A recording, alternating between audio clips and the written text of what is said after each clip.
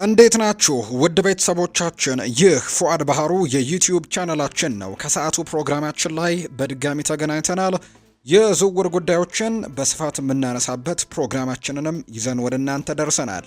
ዛሬ እንግዲህ ትልልቆቹን የአውሮፓ ክለቦች የተመለከቱ እነ ማንቸስተር ዩናይትድን፣ እነ አርሰናልን፣ እነ ቼልሲን፣ ሊቨርፑል፣ ሪያል ማድሪድ፣ ባርሴሎና ሌሎችንም ትልልቅ ክለቦችን የተመለከቱ በርከት ያሉ የዝውውር ጉዳዮችን ትልልቅ የሚባሉት የአውሮፓ ሚዲያዎች ዛሬ ከጠዋት ጀምሮ ሰፋ ያሉ ዳሰሳቸውን ሲያደርጉ ነበር። በተለይ የጥር ተጫዋቾች የዝውውር መስኮት መቅረቡን ተከትሎም ክለቦች በጥር አሊያ ደግሞ በክረምት ስላቀዷቸው የዝውውር ጉዳዮች በስፋት እያነሱ ዛሬ ትልልቅ ዘገባዎቻቸውን ሲያሰፍሩ ነበር። እነዚህን ታማኝ የሚባሉ የመረጃ ምንጮችን በማንሳት ዛሬ እንግዲህ ስለ ትልልቆቹ ክለቦች ሲነሱ የነበሩ የዝውውር ጉዳዮቻቸውን ወደ እናንተ እያደረስን ቆይታን እናደርጋለን። እናንተ ግን ሀሳብ አስተያየቶቻችሁን ኮሜንት ቦክስ ላይ አጋሩን። በተለይ ስምና አድራሻችሁን እየጠቀሳችሁ ሀሳቦቻችሁን የምታጋሩን ከሆነ መልሰን ወደ እናንተው ለማድረስ ያመቸናል። ስምና አድራሻችሁን ጽፋችሁ ስለ ክለቦቻችሁ ሊሆን ይችላል፣ በአጠቃላይ ስለ ፕሮግራማችንም ሊሆን ይችላል። ያላችሁን ሀሳብ አስተያየት ግን ልታጋሩን ትችላላችሁ። ፉአድ ባህሩ ፕሮግራሙን እየመራው ከእናንተ ጋር ቆይታን አደርጋለሁ። ከመሸጋገሪያ በኋላ በድጋሚ እንገናኛለን። አብራችሁኝ እንድትቆዩ መጋብዛለሁ። ታዲያ እንዳይረሳ ቪዲዮአችንን ላይክ እያደረጋችሁ አበረታቱን። ለዚህ ቻናል ደግሞ ለፉአድ ባህሩ የዩቲዩብ ቻናል አዲስ ከሆናችሁ ደግሞ ቻናላችንን ሰብስክራይብ እያደረጋችሁ ቆይታችሁን እንድታደርጉ በአክብሮት እንጋብዛለን። ከመሸጋገሪያ በኋላ በድጋሚ ተመልሰን የምንመጣ ይሆናል። አብራችሁኝ ቆዩ።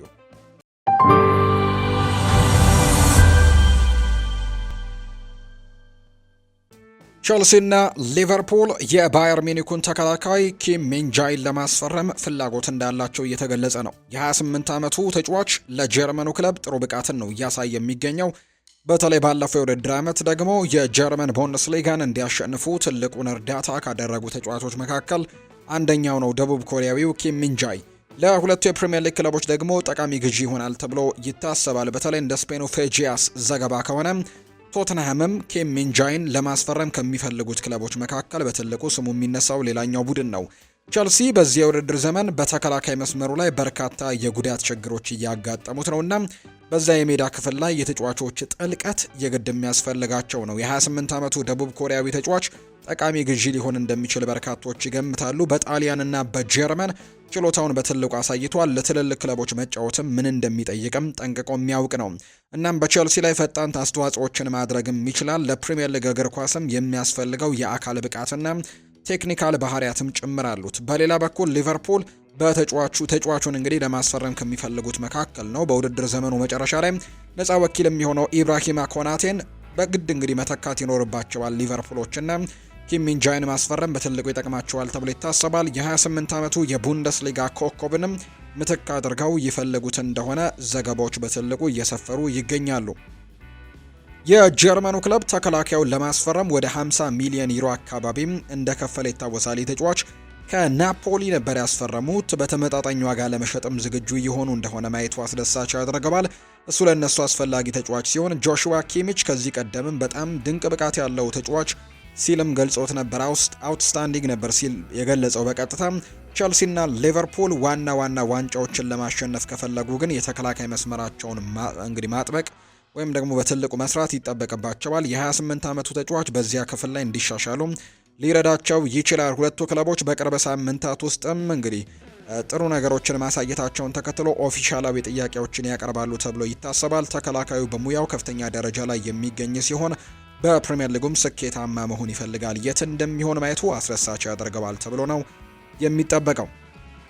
ማንቸስተር ዩናይትድ የቦሩሲያ ዶርትመንዱን አማካይ ጆቤ ቤሊንግሃምን ለማስፈረም ፍላጎት እንዳለው እየተገለጸ ነው። የ20 ዓመቱ ተጫዋች በአውሮፓ ከፍተኛ ግምት የሚሰጠው ሲሆን ወደ ከፍተኛ ደረጃ ተጫዋችነትም ያድጋል ተብሎ ነው የሚጠበቀው። በጀርመኑ ክለብ ጥሩ ጊዜን አላሳለፈም እና መደበኛ የመጫወት እድሎችንም ለማግኘት ሲታገል ቆይቷል። በተፈጥሮ ወደ እንግሊዝ መመለስ ጋር ስሙ እየተያዘ ነው። ቤሊንጋም በውሰትም ለማስፈረም ወሬዎችም አሉ። ከፌጂያስ የወጣው ዘገባ እንደሚያሳየው ማንቸስተር ዩናይትድ እሱን እንደ ቀዳሚ ኢላማ አድርገው ይመለከቱታል። እናም እሱን ለማስፈረም 50 ሚሊዮን ዩሮ አካባቢ ጥያቄ እያዘጋጁ ነው። የጀርመኑ ክለብ ቦሩሲያ ዶርትመንድ ተጫዋቹን በጥር ወር ለመሸጥ ፍቃደኛ የሆኑ እንደሆነ ግን ወደፊት የሚታይ ጉዳይ ነው። ጆቤ ቤሊንግሃም ብሩህ የወደፊት ጊዜ ያለው ተስፋ ሰጪ ወጣት ተጫዋች መሆኑ ምንም ጥያቄ የሚነሳበት ነገር አይደለም።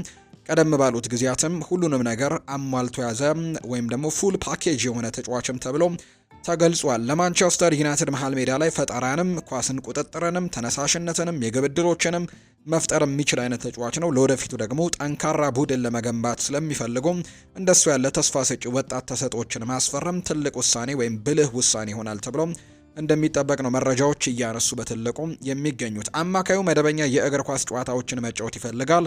ማንቸስተር ዩናይትድ አስፈላጊውን ዋስትና ሊሰጠው ከቻለ እነሱንም ለመቀላቀል ፍላጎት ይኖረዋል። በዓለም ላይ ካሉ ትልልቅ ክለቦች አንደኛው ናቸው። እናም በፕሪሚየር ሊግም ደግሞ ችሎታውን ለማሳየትም መድረክ ሊሰጡት ይችላሉ ተብሎ ነው የሚጠበቀው። በእንግሊዝ መደበኛ የእግር ኳስ ጨዋታዎችን ማግኘት እድገቱን ሊያፋጥንና ምርጡን ደግሞ ከሱ ሊያወጣም ይችላል። ሁኔታው እንዴት እንደሚዳበር የሚታይ ጉዳይ ነው። በቅርብ ሳምንታት ውስጥ በተጫዋቾች ወገንና በጀርመኑ ክለብ መካከልም አለመግባባቶች ተፈጥረዋል። እንግዲህ ቀጣይ የሚቀርብለት አቅርቦት ከቀረበ ዶርትሙንድ ገንዘብ ለማግኘትም ሊፈተን ይችላል ተብሎ እንደሚጠበቅ ነው መረጃዎች የወጡት። ማንቸስተር ዩናይትድ በቅርብ ሳምንታት መሻሻል አሳይቷል። እናም በጥር ወር ጥራት ባላቸው ግዢዎች ላይ ደግሞ ይህንን ተጫዋች ማምጣትም ፍላጎት ይኖራቸዋል ተብሎ እንደሚጠበቅ ነው መረጃዎች እየወጡ የሚገኙት። ባርሰሎና የክሪስታል ፓላሱን ኮሎምቢያ ብሔራዊ ቡድን ተጫዋች የሆነው ዳንኤል ሙኖዝን ፍላጎቱ ዝርዝር ውስጥ እንዳለ እየተገለጸ ነው። ይህንን እንግዲህ የዘገበው የስፔን የመረጃ ምንጮች ናቸው። የስፔኑ ክለብም ለ29 ዓመቱ ተጫዋች 26 ሚሊዮን ፓውንድ አካባቢ ሊያቀርቡለት እንደሚችሉ ነው የተገመተው። ይህ ጥያቄ እንግዲህ ለካታላኑ ክለብ አዲሱ አሰልጣኝ ለሆኑት ሃንስ ፍሊክ ቀዳሚ የማጠናከሪያ ቦታ ተደርጎ ለሚያዘው የቀኝ ክንፉ ላይ ተፈጥሯዊና የተረጋገጠ ተጫዋችም ለማስፈረም የጀመሩትን ትልቅ ጥረትም ወይም ጠንካራ እንቅስቃሴንም የሚያጎለብትላቸው ይሆናል ተብሎ ይታሰባል። በተጫዋቾቹ ላይ ፍላጎትም ያላቸው ሌሎች ክለቦችም አሉ። ከነዚህ መካከል የላሊጋው ታላቅ ክለብ አትሌቲኮ ማድሪድ ዳንኤል ሙኖዝም ይፈልጉታል። ነገር ግን ዴኮ ሌሎች ተፎካካሪዎች ከመምጣታቸው በፊት ተጫዋቹን ለማስፈረም እየተጣደፈ እንደሆነም እየተነገረ ነው። ይሁን እንጂ ክሪስታል ፓላስ ተጨባጭ አቅርቦቶች ካልደረሰው በስተቀር ተጫዋቹን ለመሸጥ ፍቃደኛ አይደሉም። ኮሎምቢያዊው ወይም ደግሞ ኤግልስ ከሚባሉት ክሪስታል ፓላሶች እስከ 2028 ድረስ ውላለው። ይህም የፕሪሚየር ሊጉ ክለብም ተጫዋቹን የወደፊት እጣ ፈንታው ላይ ቁርጠኝነት እንዲኖረውም ያደርጋል ተብሎ ነው የሚታሰበው። ማርክ ጉሂ ወደ ሊቨርፑል ለማድረግ የፈለገው ዝውውርም በክሪስታል ፓላስ በዝውውር የመጨረሻ ቀንም ተከልክሎ ነበር። ክለቡም ቀሪውን ውል እንዲያጠናቅቅም ጠይቆታል። ምንም እንኳን የዝውውር ውድቀት ቢያጋጥማቸው የእንግሊዝ ብሔራዊ ቡድን ተጫዋች በክሪስታል ፓላስ የተከላካይ መስመር ላይ ቁልፍ ሚና መጫወቱን ግን በመቀጠል ከፍተኛ ብቃቱንም ጠብቆ እንደቆየ ጭምር የሚያሳዩ መረጃዎች እየወጡ ነው። አሰልጣኝ ኦሊቨር ግላርሰን ከዚያን ጊዜ ጀምሮ ጉሂ የአሁኑን ውሉን የማያራዝም በመሆኑ በውድድር ዘመኑ መጨረሻ ላይ ክለቡን እንደሚለቅ ነው ያረጋገጡት። በተከላካዩ ላይ ያለው ፍላጎት ጠንካራ ሆኖ ቀጥሏል። ሊቨርፑል እሱን ለማስፈረም የሚያደርገውን ሙከራ ዳግም ይጀመራል ተብሎ የሚጠበቅ ቢሆንም ሁኔታውን በቅርበት እየተከታተሉት ካሉት የአውሮፓ ታላላቅ ክለቦችም ባርሴሎናና ሪያል ማድሪድ ከባድ ፉክክር ይገጥመዋል ተብሎ እንደሚጠበቅ ነው መረጃው እየወጣ የሚገኘው። ክሪስታል ፓላስ ሁለቱን ቁልፍ ተከላካዮቹን ጉሂንና ሙኖዝን የማጣት እድል ባለው በመጪዎቹ ክረምትም ከፍተኛ ለውጥ ለማድረግም እየተዘጋጀ እንዳለ ነው መረጃዎች የሚያሳዩት። ሁለቱም ተጫዋቾች በኦሊቨር ግላርሰን የአጨዋወት ስርዓት ውስጥም ወሳኝ ሚናን የተጫወቱ ሲሆን መውጣታቸው በአመራርም ሆነ በቴክኒካል መዋቅር ላይ ከፍተኛ ክፍተቶችን ሊፈጥር ይችላል የሚሉ ግምቶች አሉ። የሁለቱ ተጫዋቾች በአንድነት መውጣት ለክሪስታል ፓላስ የተከላካይ መስመር አመራርና ጥራትም በከፍተኛ ሁኔታ የሚቀንስ በመሆኑ ክለቡ የተከላካይ መስመሩን ሰፋ ያለና ወጪ የሚጠይቅ መልሶ ግንባታ ለማድረግ ሙከራዎችን ያደርጋል ተብሎ ነው የሚጠበቀው። ሌስተር ሲቲዎች በዘንድሮው የውድድር ዘመን የጀመረው አስቸጋሪ ጅምርን ቢሆንም ከጥቂቶች ብሩህ ተስፋ ሰጪዎች መካከል ግን ጀረሚ ሞንጋ የሚገኝበት ተጫዋች እንደሆነ ይነገራል። የ16 ዓመት ተጫዋች ነው። ፈጣን ነው። ከእንግሊዝ እግር ኳስም በጣም ተስፋ ከሚጣልባቸው ተጫዋቾች መካከል አንደኛው ሆኖ ራሱን በትልቁ እያሳየ ነው። ሌስተር ሲቲ በታችኛው ሊግ እንግዲህ አሁን ላይ የተቸገረ ቢሆንም የሞንጋ ፍጥነት፣ ብቃትና ፈጠራ ግን በአውሮፓ ውስጥ ያሉ ትልልቅ ክለቦችን ትኩረትን እየሳበ እንደሚገኝ ነው መረጃዎች የወጡት። ቲቢአር ፉትቦል እንደዘገበው ከሆነ ባለፈው ክረምት ሌስተር አካዳሚ ውስጥ ለመቆየት ከመምረጡ በፊትም ለማስፈረም ተቃርበው የነበሩት ማንቸስተር ሲቲ ወጣቱን ተጫዋች የማስፈረም ፉክክር ውስጥም አሁን በመሪነት ላይ ይገኛሉ። ሞንጋ ከደረጃዎቹ መውጣት እጅግ አስገራሚ ነበር። ወጣቱ የክንፍ አጥቂም ከወጣት እግር ኳስ ወደ ከፍተኛ ቡድን ያለ ችግር ተሸጋግሮ በቅርብ ሳምንታትም መደበኛ ተሰላፊ ሆኗል። ተከላካዮችን በቀላሉ የማለፍ ችሎታው በመጨረሻው የሜዳ ክፍል ባለው ፈጣን ውሳኔ አሰጣጥ ጋር ተዳምሮ የሌስተር በጣም ተነግሮለት ከሚገኘው ታለንት አንዱ እንዲሆን አድርጎታል። እስካሁን በዚህ የውድድር ዘመን በአንድ ጎልና አንድ አሲስት ያበረከተ ሲሆን ከሁሉም በላይ ደግሞ እድሜው ከሚበልጡ ተጫዋቾች የሚጠበቀውን አይነት ብስለትም ከዛ በላይ እንደሆነ በደንብ እያሳየ ነው። ሲቲ ለሞንጋ ያለው ፍላጎት አዲስ አይደለም። በፕሪሚየር ሊጉ ሻምፒዮኖቹ እድገቱን በቅርበት ሲከታተሉት የቆዩ ሲሆን በፔፕ ጓርዲዮላ የረጅም ጊዜ እቅድ ውስጥም የሚገባ ተጫዋች አድርገው ነው የሚመለከቱት። ይሁን እንጂ ሁኔታው በተለየ ሁኔታ አስደሳች የሚያደርገው ሞንጋ በ16 ዓመቱ የፕሮፌሽናል ውል መፈረም አለመቻሉ ነው። ይህም ለሌስተር ሲቲ እንግዲህ በቀጣይ ጊዜያት ከባድ እንዲሆንበት ያደርገዋል። ለማስቆምም ከባድ ይሆናል። ሲቲ ብቻውን አይደለም። ቶተንሃም ሆትስፐርስ፣ ቸልሲ፣ ዩናይትድ፣ ኒውካስል ሁሉም ፍላጎት እንዳላቸውን የተገለጸው ባርሴሎናና ሪያል ማድሪድም ከተጫዋቹ ጋር ስማቸው የሚነሱ ናቸው። እንዲህ ያለ ሰፊ ትኩረት የሞንጋን እምቅ ችሎታ መጠን በደንብ ጠንቀቅ አድርጎ የሚያሳይ ነው። ሆኖም ግን የእነዚህ የአውሮፓ ታላላቅ ክለቦች ፍላጎት ቢኖርም ሌስተር ቀድሞ ግን ለቆ መሄዱ እድገቱን ሊያስቆመው እንደሚችል በርካቶች ያምናሉ። በኪንግ ፓወር ስቴዲየም እርሱ ቀድሞውኑ በሻምፒየንሺፕ ውስጥ መደበኛ ተጫዋች ነው። ይህ ደግሞ ጠቃሚ የሆነ የከፍተኛ ቡድን ልምድን እያገኘ ነው ማለት ነው። ይህ ደግሞ በፕሪሚየር ሊጉ ከፍተኛ ክለብ በተለይም በማን ሲቲ ሊያገኘው ከሚችለው እድል አናሳ ይሆንበታል። እዚያ ለወጣቶች ወይም ለተጠባባቂ ቡድን እግር ኳስ ሊመለስ የሚችልበት እድል ነው የሚኖረው እንጂ በዋናው ቡድን ትልቅ እድሎች ይኖሩታል ተብሎ እንደማይጠበቅ ዘገባዎች ያሳያሉ። የክሪስታል ፓላሱ አጥቂ የሆነው ዣን ፊሊፕ ማቴታ በቅርብ ወራት ውስጥ ክለቡን ለቆ የመውጣት ዝውውር ጋር ስሙ እየተነሳ ነው። በክረምቱ የተጫዋቾች የዝውውር መስኮት ወቅትም ሊወጣ ይችላል ተብሎ ተነግሮለት ነበር። ነገር ግን ክሪስታል ፓላሶች ሊያስቀሩት ችለዋል። ማቴታ በክለቡ ምርጥ አጥቂ እንግዲህ መካከል አንደኛው ነው። በቀላሉ ሊያጡትም አይፈልጉም። ይሁን እንጂ የውል ማብቂያው እየተቃረበ ነውና ኮንትራቱን ለማራዘም ፍቃደኛ ካልሆነ ክሪስታል ፓላስ በሱ ገንዘብ ለማግኘት ግፊት ውስጥም ይወድቃሉ። የፈረንሳይ ብሔራዊ ቡድን ተጫዋች በ2027 የክረምት የተጫዋቾች የዝውውር መስኮት ወቅትም ነፃ ወኪል ይሆናል። ተጫዋቹ የረጅም ጊዜ የወደፊት እድሉን ለክለቡ ለመስጠትም ፍቃደኛ ይሆን እንደሆነ ማየቱ አስደሳች ያደርገዋል። የቀድሞው የፕሪሚየር ሊግ ስካውት የሆነው ሚኪ ብራውን እንደገለጹት ከሆነ ማቴታ አዲስ ውል ለመፈረም ፍቃደኛ ካልሆነ ክሪስታል ፓላስ በዚህ የውድድር ዘመን መጨረሻ ተጫዋቹን ለመሸጥም ሊያስብ ይችላል ተብሎ ነው የሚጠበቀው። ሁኔታው እንዴት እንደሚሆን የሚታይ ጉዳይ ነው። ሚኪ ብራውን ለፉትቦል ኢንሳይደር እንደተናገረው ማቴታ በክረምቱ ሊለቅ የሚችልበት እድል በጣም ሰፊ ነው። አዲስ ውል ለመፈረም እንደማይፈልግ ግልጽ መሆን ከጀመረ ሊያገኙት የሚችሉት የዝውውር ክፍያን ከፍ ማድረግ ይፈልጋሉ። ስለዚህም በክረምቱ ውል ደግሞ ካልፈረመ ፓላስ ደሱ የሚቀርቡ ጥያቄዎችን ለመስማት ይፈተናል ተብሎ ነው የሚታሰበው። ለቡድኑ ያለውን አስፈላጊነት ከግምት ውስጥ በማስገባት በጣም ትልቅ የሆኑ ጥያቄዎች ሊሆኑ ይችላሉ። አጥቂ የሚያስፈልጋቸውና አንዱን ለማግኘት ትልቅ ገንዘብም ለመክፈል ፈቃደኛ የሆኑ በርካታ ክለቦች ያሉ። በግልጽ ፓላስ እሱን ማጣት አይፈልግም፣ ነገር ግን መገደድ የሚኖርባቸው ሁኔታ ውስጥም ሊገቡ ይችላሉ። ክሪስታል ፓላስ በቅርብ ወራት ውስጥም መሻሻል አሳይቷል። እናም ደግሞ በቅርቡ የኤፍኤ ካፕና የኮሚን ሺልድን አሸንፏል። ለዚህም ደግሞ ላይ በመገንባትም የአውሮፓ ውድድሮችን በመደበኛነት ማስጠበቅም የሚችል ቡድን መገንባት ይፈልጋሉ ተብሎ ነው የሚታሰበው። ይህ እንዲህ እንዳለ እንግዲህ ምርጥ ተጫዋቾቹን ማስቀረት ይኖርበታል። ማቴታ ውሉን እንዲያራዝምም ለማሳመን በሚችሉበት ነገር ሁሉ ጥረት ማድረግ ይኖርባቸዋል። ፓላስ ማርክ ጉሂንም ሊያጣ ነው። እሱ በውድድር ዘመኑ መጨረሻ ላይ ነፃ ወኪል እንደሚሆን የሚታወቅ ጉዳይ ነው። የማንቸስተር ዩናይትድ አጥቂ ጆሹዋ ዘርክዚ በጥር ተጫዋቾች የዝውውር መስኮት ሮማ ከፊት መስመር ላይ ከሚፈልጋቸው ተጫዋቾች አንዱ ሆኖ ተዘግቧል። ኔዘርላንዳዊው ዓለም አቀፍ ተጫዋች በማንቸስተር ዩናይትድ የጨዋታ ጊዜ ለማግኘት ተቸግሯል። ነገር ግን ከዚህ ቀደም በሴሪኤ በቦሎኛ በቆየበት ጊዜ ብሩህ ብቃትን አሳይቶ ነበር። እንደ ጋዜታ ዴሎ ስፖርት ዘገባ ከሆነ ዝርክዚ አሁን ላይ ወደ ጣሊያን ለመመለስ እያሰበ ያለ ይመስላል። ሮማም ከፈላጊዎቹ መካከል አንዱ ነው። ሮማ በውሰት ያስፈረመው ኤቫን ፈርጉሰን ደካማ ብቃትን ስላሳየም ከፊት መስመር ላይ ማጠናከር ያለበት ይመስላል። እናም ዝርክዚ ቀደም ሲል በሴሪኤ ባሳየው ልክም መጫወት ከቻለ ጥሩ አማራጭም ሊሆን ይችላል። ዩናይትድ ዝርክዚን በክረምቱ የዝውውር መስኮት አስቀርቶት ነበር፣ ነገር ግን በጥር ወር ባለው ሁኔታ ላይ አቋሙን ሊያሰላስልም ይችላል ተብሏል። በአሁኑ ሰዓት ማንቸስተር ዩናይትድ ለ24 ዓመቱ ተጫዋች ምንም አይነት ቦታ የሌላቸው አይመስልም። እናም ሩበን አሞሪም በተወሰነ ጊዜ ተጨማሪ የመጠባበቂያ ተጫዋቾችን መጠበቅም ሊያስፈልጋቸው ቢችልም ይህም ደግሞ በቅርብ ጊዜ ውስጥ ሊለወጥ እንደሚችል ማሰቡ ከባድ ነው። ሆኖም ዝርክዚ እድል እስኪያገኝ ድረስ በመጠባበቅ ጊዜ ማጥፋት ላያስፈልግ ይችላል። ምክንያቱም በሚቀጥለው ክረምትም ለሚካሄደው የዓለም ዋንጫ የኔዘርላንድ ብሔራዊ ቡድን ውስጥም ለመግባት ምንም አይነት እድል እንዲኖረው በተቻለ ፍጥነትም በመደበኛነት መጫወት ሊጀምር ይኖርበታል ተብሎ ይታሰባል።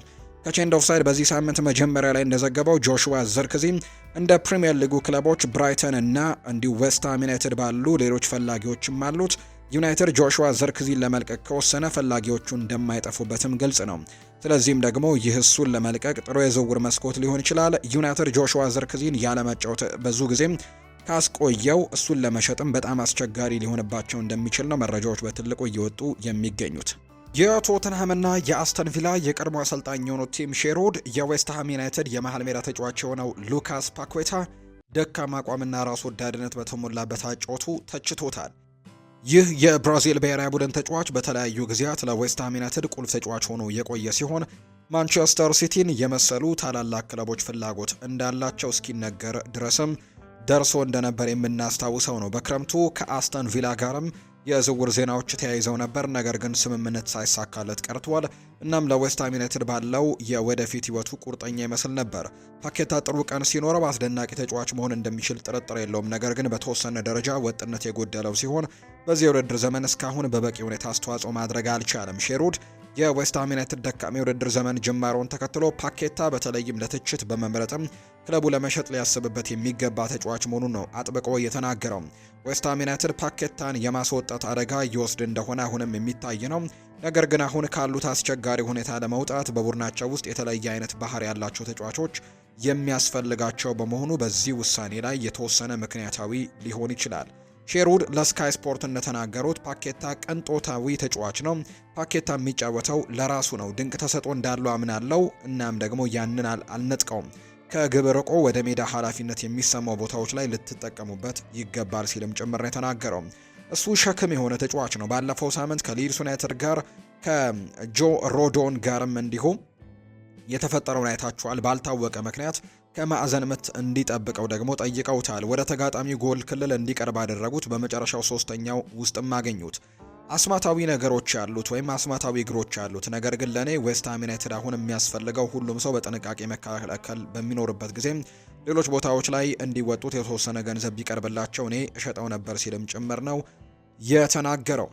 የኖቲንግሃም ፎረስት የመሃል ሜዳ ተጫዋች የሆኑት ኤሊዮት አንደርሰን ፊርማን ለማግኘት በርካታ የፕሪሚየር ሊግ ታላላቅ ክለቦች ፍላጎት በማሳየታቸው በእንግሊዝ እግር ኳስ ውስጥ በጣም የሚነገርለት ወጣት ተሰጥኦ ሆኗል። በቲም ቶክ ዘገባ መሰረት የ22 ዓመቱ ተጫዋች ከማንቸስተር ዩናይትድ፣ ኒውካስል ዩናይትድ እና ቶትንሃም ሆትስፐርስ ከፍተኛ ፍላጎትን እየሳበ ሲሆን ሶስቱም ክለቦች ለረጅም ጊዜ የሚቆይ የመሃል ሜዳ መፍትሄ አድርገው ይመለከቱታል። ይሁን እንጂ ኤሊዮት አንደርሰን በሙያው ቀጣዩ እርምጃን ለመውሰድም ጉጉት አለው ቢባልም በኖቲንግሃም ፎረስት ጽኑ አቋምና ገዢዎችም ለማራቅም በተሰየመው አስገራሚ 100 ሚሊዮን ፓውንድ ግምት ምክንያት በጥር ወር ዝውውር ማድረግ የሚቻል አይመስልም። ወደ ኖቲንግሃም ፎረስት ከተዘዋወረ በኋላ የማይታከት የስራ ፍጥነት ከፈጠራና ከኳስ ቁጥጥር ብቃት ጋር በማጣመርም በጣም ተጽዕኖ ፈጣሪ ከሆኑ ተጫዋቾች አንደኛው ነው። ኳስን በመሃል ሜዳ ላይ ደግሞ እንዲሁ የመቀበልን ችሎታ፣ ጨዋታን የማገናኘትና ለመከላከል ማስተዋጽኦ የማድረግ ችሎታው በቡድን ውስጥም እጅግ በጣም አስፈላጊ ሰው እንዲሆንም ጭምር አድርጎታል። የአውሮፓ ስካውቶችም ፈጣን እድገቱን እየተመለከቱት ሲሆን የፕሪሚየር ሊግም ክለቦች የኖቲንግሃም ፎረስትን አቋም ለመፈተሽም ጉጉት ውስጥ እንዳሉ ነው የሚነገረው። ኤሊዮት አንደርሰን ከሙያ ምኞቶቹ ጋር የሚጣጣም ዝውውርን ለማድረግ ከፍተኛ ጉጉት እንዳለው ይዘገባል። ይህም ትክክለኛው ድል ከመጣም አዲስ ፈተናን ለመቀበል ክፍት መሆኑን የሚያሳይ ነው። ማንቸስተር ዩናይትድ ኤሊዮት አንደርሰንን ለማስፈረም ከፍተኛ ተቃውሞ ይገጥመዋል። ምንም እንኳን እያደገ የመጣው ፍላጎት ቢኖርም ፎረስት ግን ኮከብ የመሃል ሜዳ ተጫዋቹን ለማቆየት ቆርጦ ተነስቷል። የምስራቅ ሚድላንድ ክለብ ሆን ብሎ እንግዲህ ከ100 ሚሊዮን ፓውንድ የሚከላከል የዋጋ መለያ ያስቀመጠው የግድ የጥያቄ ግዢዎችን ሳይሆን በውድድር ዘመኑ መካከል የመሸጥ ፍላጎት እንደሌላቸው ግልጽ መልእክትን ለማስተላለፍ ነው። በኦልትራፎርድ የመሃል ሜዳ ተጫዋችም ከፍተኛ ትኩረት ስለተሰጠው ማንቸስተር ዩናይትድ በሚቀጥለው ዓመት እሱን ለማስፈረም ሊያስብ ይችላል። እንደ ካርሎስ ባሌባና አንጄሎ ስቲለር የመሳሰሉ የመሃል ሜዳ ተጫዋቾችን ጎን ለጎን ማንቸስተር ዩናይትድ ኤሊዮት አንደርሰንንም ለማስፈረም ፍላጎት እንዳላቸው ነው የሚነገረው። እንደ ሳይመን ፊሊፕስ ዘገባ ከሆነ የቼልሲ አሰልጣኝ ኤንዞ ማሬስካ ዩቬንቱስ ለሚቀጥለው የውድድር ዘመን ክለቡን እንዲረከቡ አይኑን ጥሎባቸው ኢላማ አድርገዋል። ጣሊያናዊው ታክቲሽያን አዋጪ በስታንፈርድ ብሪጅ በቆዩበት ጊዜ ጥሩ ስራዎችን ሰርተዋል። ባለፈው የውድድር ዘመን የዩሮፓ ኮንፈረንስ ሊግን ካሸነፉ በኋላ በክረምቱ ደግሞ የክለቦች ዓለም ዋንጫንም አሳክተዋል። ከዚያ በተጨማሪ ግን ማሬስካ ባለፈው የውድድር ዘመን ቸልሲን ወደ ፕሪሚየር ሊግ 4ኛ ደረጃ በመመለስም ከማውሪዚዮ ፖቼቲኖና ከግርሃም ፖተር ካሉ የቀድሞ አሰልጣኞች የተሻለ ብቃትም አሳይተዋል። ማሬስካ ለዩቬንቱስ ጥሩ ሹመት ሊሆን ይችላል። እናም በሳቸው ላይ ደግሞ ትክክለኛና ተጨባጭ ፍላጎት እንዳለም ይመስላል። እንደ ፊሊፕስ ዘገባ ከሆነም ከማሬስካ ወኪሎች ጋር ግንኙነት ተደርጓል። ነገር ግን እስካሁን ከቼልሲ ጋር በቀጥታ ግንኙነት ተደርጓል ወይ ግልጽ አይደለም። ዩቬንቱስ በአሁኑ ጊዜ ሉቺያኖ ስፓሌቲን እስከዚህ የውድድር ዘመን መጨረሻ ድረስ በአሰልጣኝነት የሾመ ሲሆን ክለቡ ወደ ቻምፒየንስ ሊግ ካስገቡት ውላቸው ለ1 ዓመት የሚራዘምበት አማራጭም እንዳለ ጭምር የሚታወቅ ጉዳይ ነው። ይህ ጉዳይ እንዴት እንደሚጠናቀቅ ማየቱ አስደሳች ይሆናል። ነገር ግን ማሬስካ አሁንም ለዩቬንቱስ ኢላማ ሊሆን እንደሚችሉ መገመቱ ቀላል ነው። የቱሪኑ ግዙፉ ክለብም በማሬስካ የቼልሲ በሰሩትም ስራ በእርግጠኝነት ተደንቆ ይሆናል እና ምዕራብ ለንደን ነዋሪዎችም እሳቸውን ይዞ ለማቆየትም ጠንክሮ መስራት ይኖርባቸዋል ተብሎ ነው የሚጠበቀው። ማሬስካ ከቅርብ ጊዜያት ወዲህ ከነበሩት አሰልጣኞች የተሻለ ቢሰሩም አንዳንድ የቼልሲ ደጋፊዎች በክለብ ውስጥ አሁንም መሻሻል ያለበት ቦታ እንዳለ ሊሰማቸው ይችላል። ይህም የቼልሲ ቡድን የተለየ ወጥነት ያለው ስላልሆነ አሁንም ችግሮች ያሉባቸው፣ ስለዚህም ዋና ዋንጫዎችን በማሸነፍ ረገድ የበለጠ ልምድ ያለው ሰው ይህ ወጣት ተጫዋቾችም ያለበትን ቡድን አቅሙን ሙሉ በሙሉ እንዲጠቀምም ለመርዳት ተስማሚ ሊሆን እንደሚችል ጭምር ነው መረጃዎች በትልቁ እየወጡ የሚገኙት። ቸልሲ ቀኝ ተከላካዩ ከሆነው ማሎ ጉስቶ ጋር ውሉን ከ2030 በላይ ሊያራዝም በሚችል አዲስ የረጅም ጊዜ ውል ዙሪያ በላቀ ደረጃ እየተነጋገረ እንደሆነ ዘገባዎች ያሳያሉ። እንደ አርኤምሲ ስፖርት ዘገባ ከሆነ የምዕራብ ለንደኑ ክለብ በኤንዞ ማሬስካ ቡድን ውስጥ እያደገ የመጣውን ተጽዕኖን ተከትሎ የፈረንሳዊውን ተከላካይ በተሻለ ውልም ለመሸለም እየተዘጋጁ ነው። ጉስቶ እንደ አውሮፓውያኑ አቆጣጠር ከ2023 ከሊዮን ከወጣበት ጊዜ ጀምሮ ከአንዳንድ ደጋፊዎች የተለያዩ ምላሾችን ቢገጥመውም ቸልሲ በረጅም ጊዜ የመከላከል ፕሮጀክት ውስጥም ቁልፍ አካል አድርጎ ይመለከተዋል። እናም ቀጣይነት ባለው የቡድን ግንባታና የኮንትራት እድሳት መካከልም የወደፊት እድሉን ለማስጠበቅም ይጓጓል። ጉስቶ በቅርቡ ከዩቬንቱስ ጋር ለመዘዋወር ስሙ ሲያያዝ የቆየ ሲሆን ሰማያዊዎቹ እንኳን ክለቡን ለቆ እንዲሄድም ፈቃደኛ እንደሆኑ ተዘግቦ ነበር። የ22 ዓመቱ ተጫዋች ለንደን ከደረሰ ወዲህ በፕሪሚየር ሊግ ውስጥም የተለዋዋጭ ጅምር አጋጥሞታል። ቢሆንም በቸልሲ አመራር መዋቅር ውስጥም በጉስቶ የረጅም ጊዜ እምቅ ችሎታና በክለቡ የአጨዋወት ስልትም ተስማሚነት ላይ ጠንካራ እምነቶች ያሉ የፈረንሳዊው ተጫዋች ከሜዳ ውጭ ያለው መላመድም እንከን የለሽ ሲሆን ይህ ደግሞ በክለብ ውስጥም እያደገ ያለውን የፈረንሳይኛ ተናጋሪዎች ቡድን ድጋፍን አግኝቷል። እንደ ቤንዌት ባዲያሼሊ፣ ዌስሊ ፎፋና ያሉ የቡድን አጋሮቹም በለንደን ኑሮ እንዲረጋጋ ረድተውታል። ይህም ጠንካራ የማህበረሰብ ትውውቅም ስሜትን ፈጥሯል። ሰማያዊዎቹ የቡድኑ ዋና ተጫዋቾች አንድ ላይ ማቆየት ይፈልጋሉ። ቸልሲ አሁን ላይ ውሉን በ1 ዓመት ወይም በ2 ዓመት ተጨማሪ ዓመትም ለማራዘም ዝግጁ ናቸው። በዚህ ጊዜም ከፍተኛ የደሞዝ ጭማሪ ሊያቀርብ ነው። ይህ ደግሞ አካሄድ ኮል ፓልመርና ኒኮላ ጃክሰን ያሉ ተጫዋቾች ረጅም ውል እያላቸው እንኳን በ2024 የተሻሻለ ውል በመስጠት ቸልሲ በቅርቡ የወሰዳቸው እርምጃዎችን የሚመስል ነው። በተመሳሳይ ሞይስ ካይሴዶም በቸልሲ ተነሳሽነት ያለውና ቁርጠኛ የሆነ የወጣት ተሰጦች ዋና ቡድንን በማስጠበቅም በሚደረገው ጥረት ለደሞዝ እንዲሁ ጭማሪም ቀጣይ ተጫዋች እንደሚሆን ተነግሯል። የጉስቶ ውልን ለማራዘም ደግሞ የተወሰነው ውሳኔም ቸልሲ በእድገቱና በሪስ ጄምስ ተደጋጋሚ ጉዳት ምክንያትም የረጅም ጊዜ መጀመሪያ የቀኝ ምርጫ ተጫዋችም ሆኖ ውድድሩን ለመፍጠር የታለመ እንደሆነ ጭምር ነው ዘገባዎች የሚያሳዩት። ሊቨርፑል እንግዲህ በካራባው ካፕ በክሪስታል ፓላስ ሽንፈቱን ማስተናገዱ እናስታውሳለን እና ይህ በዚህ የውድድር ዘመን ጥሩ አቋም ለማሳየት ለሚታገለውና ለረጅም ጊዜ በከፋ ሁኔታ ውስጥም ላለው አሰልጣኝ አርነ ስሎት ሌላ ውድቀት እንደነበር እናስታውሳለን። ምንም እንኳን ያለፉትን 2 ጨዋታዎች አሸንፈው የተወሰኑ ረፍቶችን አሁንም ቢያገኝም በተደጋጋሚ ግን ክሪስታል ፓላሶች ተሸንፈው በክሪስታል ፓላስ በተደጋጋሚ ተሸንፈዋል። በአንፊልድ በሜዳቸው ላይ ሆነው በካራባው ካፕም እንዲሁ ተሸንፈው ከውድድሩ ውጪ መሆናቸው በጣም ችግር ውስጥ ከቷቸው እንደነበር እናስታውሳለን እና አርነ ስሎት ግን ከዛ በኋላ ራሳቸውን ለማሻሻል በትልቁ ስራዎችን እንደሰሩ የሚያሳዩ ዘገባዎች በትልቁ እየወጡ ይገኛሉ። ቡድኑን ለማጠናከር የተለያዩ ስብሰባዎችን ጭምር እስከ ማድረግም ድረስ እንደደረሱ የሚያሳዩ ዘገባዎች አሉ። ቡድኑን ለማጠናከርም ከካፕቴኑ ጭምር ትልቅ ንግግሮችን ከቨርጂል ቫን ዳይክ ጋር ማድረጋቸውንም የሚያሳዩ መረጃዎች በትልቁ እየወጡ ነው የሚገኙትና ይህንን ቡድን ለማሻሻልም በትልቁ እንቅስቃሴዎችን እያደረጉ ይገኛሉ። ያለፉትን 2 ጨዋታዎችም እንዲሁ ውጤት ማምጣት ችለዋልና የተወሰኑ መነቃቃቶችንም ጭምር ማግኘት ችለዋል። ባለፉት 2 ጨዋታዎች ላይ እንግዲህ ሊቨርፑል በፕሪሚየር ሊጉ በጣም ከባድ ተቀናቃኝ የነበረውን አስተን ቪላን ማሸነፍ የቻሉበት አጋጣሚ አለ። እንዲሁ ደግሞ ትላንትና ምሽት ደግሞ በተጠባቂው የአውሮፓ ቻምፒየንስ ሊግ ጨዋታ እጅግ በጣም ከባድ ፉክክር ይጠብቃቸዋል ተብሎ ሲጠበቅ የነበረውን ጨዋታ የሪያል ማድሪዱን መርሃ ግብር እንዲሁ 1-0 በሆነ ውጤት በማካሊስተር ጎል ብቸኛ ጎል ማሸነፍ መቻላቸው የሚታወስ ጉዳይ ነውና እነዚህ ሁለት ድሎች ለቀጣይ ተነሳሽነትን ሊሰጣቸው እንደሚችል በርካቶች ግምቶቻቸውን እየሰጡ ነው የሚገኘውና ሊቨርፑል ግን ባለፉት ተከታታይ ጨዋታዎች ሽንፈት ከገጠማቸው በኋላ ባለፉት ሁለት ጨዋታዎች ያመጧቸው ውጤቶች በትልቁ እያነሳሷቸው እንደሚገኝ የሚያሳዩ ሪፖርቶች ናቸው በትልቁ እየወጡ የሚገኙት። የውስጥ አዋቂዎች እንደሚናገሩት ከሆነ ማንቸስተር ዩናይትድ የ60 ሚሊዮን ፓውንድ ዋጋ ያለውን የፕሪሚየር ሊግ ኮከብ መጠየቁን አረጋግጧል። ማንቸስተር ዩናይትድ የዌስትሃም ዩናይትዱን ኮከብ የሆነው ሉካስ ፓኩዌታን ለማስፈረም ነው የመጀመሪያውን እርምጃ ወስዷል ብለው ይኸው የመረጃ ምንጭ ይፋ ያደረገው። የተገለጸው አስተማማኝ የዝውውር ጉዳዮች ውስጥ እንግዲህ ስሙን ጠቅሶ የሚዘግበው ማንቸስተር ዩናይትድ ስለ ተጫዋቹና ስለ ክለቡ የዝውውር ዋጋ ለመጠየቅም ዌስትሃምን እንዳነጋገረ የተዘገበ ነው።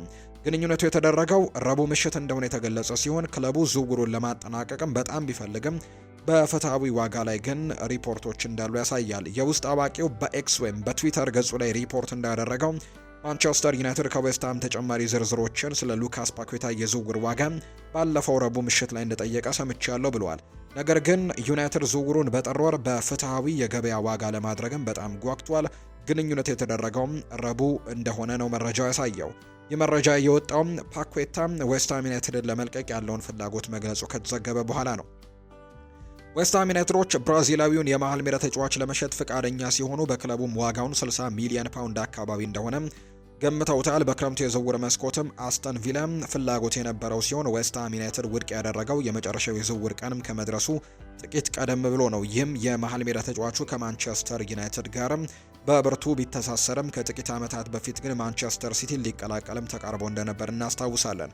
ፓኬታ እንደ አውሮፓውያኑ አቆጣጠር ነሐሴ 2022 ከሊዮን በክለብ ሪከርድ ክፍያ ዌስትሃምን ከተቀላቀለ በኋላ በፍጥነት ከክለቡ ምርጥ ተጫዋቾች አንደኛው መሆን ችሏል። በሜዳ ላይ የነበረው ተጽዕኖ ከፍተኛ ነበር። የ28 ዓመቱ ተጫዋች ዌስትሃም ዩናይትድ በዴቪድ ሞይስ ስር ባስመዘገበው ስኬትም ቁልፍ ሚናን የተጫወተ ሲሆን ክለቡ በ2023 የዩኤፋ ዩሮፓ ኮንፈረንስ ሊግን በ10 ዓመታት ውስጥ የመጀመሪያ ዋንጫቸውን እንዲያሸንፍም ረድቷል። በቀጣዩ ክረምትም ማንቸስተር ሲቲ ተጫዋቹን በብርቱ ለማስፈረም ሞክሮ የነበረ ሲሆን ክለቡ ለሱ 85 ሚሊዮን ፓውንድም አቅርቦ እንደነበር ይታወሳል። ይሁን እንጂ የእንግሊዝ እግር ኳስ ማህበር ወይም ኤፍኤ የምንለው ደግሞ ተጫዋቹ ላይ አንዳንድ ነገሮችን በማግኘቱ ምክንያት ምርመራ መጀመሩን ተከትሎ ሲቲ በመጨረሻም ከድርድሩ ራሱን አግልሏል። ክሱ አሁን ተቋርጦ ተጫዋቹ ክለቡን ለመልቀቅም ጓግቶ በመሆኑ የፔፕ ጓርዲዮላ ቡድን ፍላጎቱን እንደገና ያነሳሳው እንደሆነ ይታያል። ነገር ግን እስካሁን ባለው ሁኔታ ሪፖርቶች እውነት ከሆኑ ዩናይትድ ይህንን ሁለገባ አጥቂ ለማስፈረም ጥሩ ቦታ ላይ ራሱን እንዳስቀመጠ የሚያሳዩ መረጃዎችን ነው በትልቁ እየሰማን የምንገኘው። ውድ ቤተሰቦቻችን ፉአድ ባህሩ የዩቲዩብ ቻናል ላይ ነው የምትገኙት። ስላደመጣችሁን ከልብ አድርገን እናመሰግናለን። ቻናላችንን ሰብስክራይብ እያደረጋችሁ ቪዲዮአችንንም ላይክ እያደረጋችሁ ከኛ ጋር ቆይታን ያደረጋችሁ በሙሉ ላቅ ያለ ምስጋናችንን ለእናንተ ማቅረብ እንወዳለን። ቤተሰቦቻችን ስለተከታተላችሁን ከልብ አድርገን ነው የምናመሰግነው። ሌላኛው እንግዲህ እናንተ ውድ ቤተሰቦቻችን ሀሳብ አስተያየቶቻችሁን ኮሜንት ቦክስ ላይ እንድትሰጡን በአክብሮት ነው የምንጋብዘው። በቀጣይ በሚኖሩን ፕሮግራሞቻችን ላይ ሌሎች እንግዲህ የእናንተን የውድ ቤተሰቦቻችንን ሀሳብ አስተያየት በድጋሚ ይዘን የምንመጣ ይሆናል። ለአሁኑ ግን ስለተከታተላችሁን ስላደመጣችሁኝ ከልብ አድርጌ አመሰግናችኋለሁ። መልካም ጊዜ